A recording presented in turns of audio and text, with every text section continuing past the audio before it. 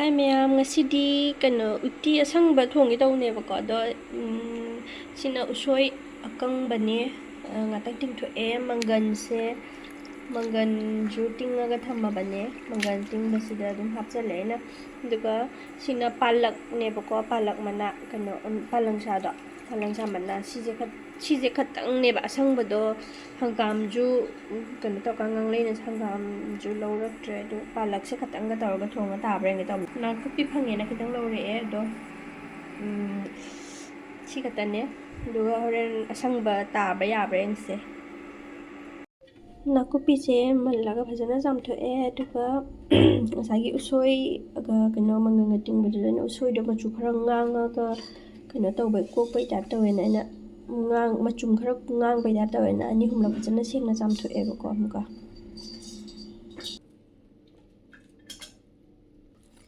yaji ka karshida ngasai palak singdo kadoje kano chale hapchalage palang saje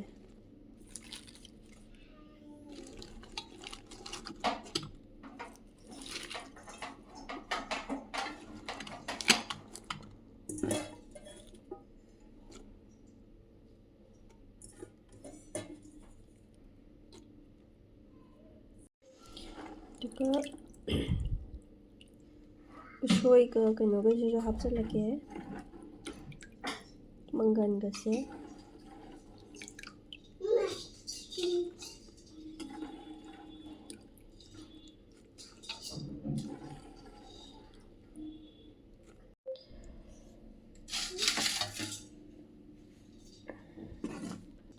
mangan ka kano ga jo hapchan gare to nakupi se thang bo se yamalle ba du se jo khara hapchalage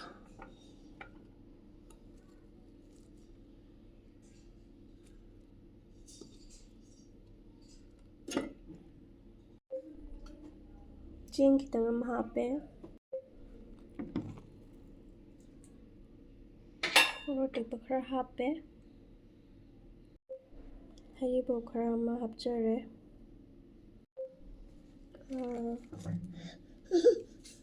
soda bai ga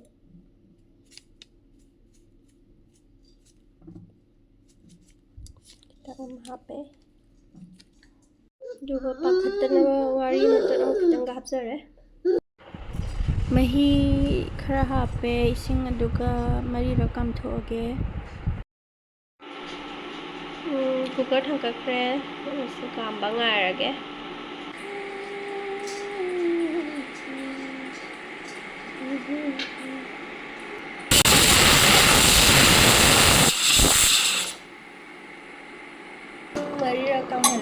mari ra kam hale palak to pura di green di oidre smai no intare ko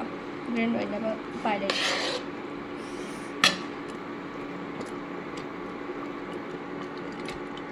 Gusto how ba yengage trial ne sanggom no ba khara hapchalage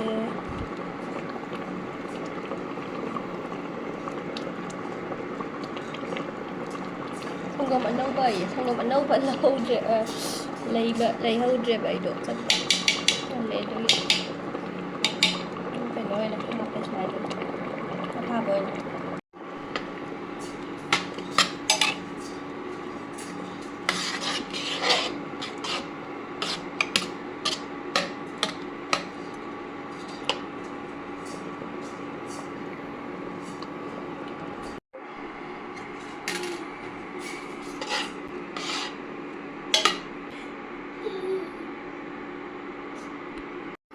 thao among derake thao sok tawna ba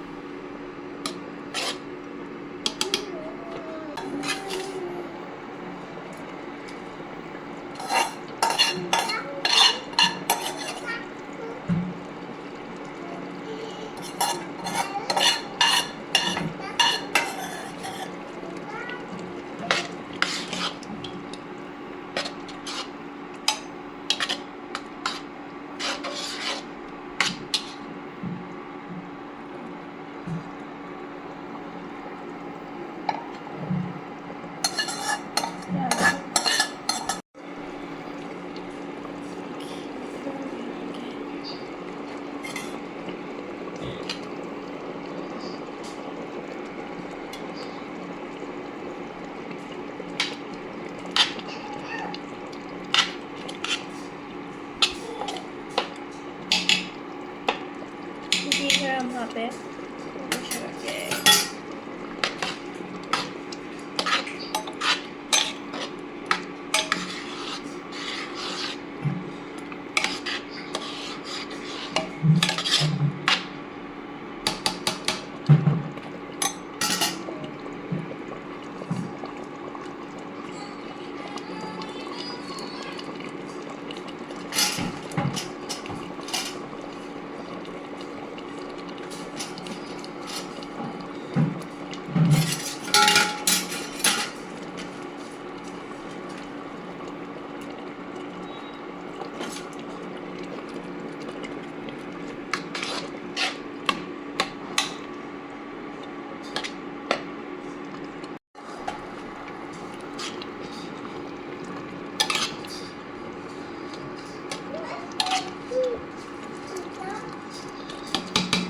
लगे पति को मस्त लगे